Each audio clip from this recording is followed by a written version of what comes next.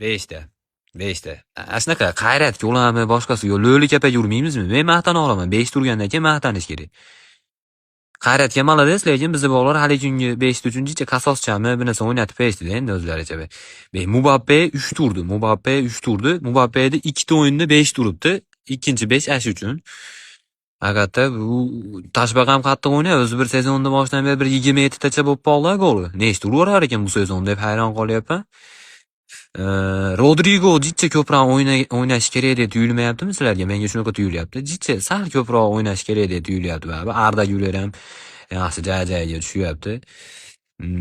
Mbappeda endi aytmasam tepkani gol urardi, ammo bitta to'po'rak oshnangiz bo'lgani yaxshida oldingizda. Aytyapti, oshna o'tgan hafta haligi Jelo ham birinchi Qozog'istonga kelib, keyin bu yoqqa keluvdi. Real ham bu hafta keladimi Toshkentga deydi. Yo'q, Namanganga, Navbahorga kelar ekan. Bir biletlar surishtirib baxchi deb ishga solib qo'ydim.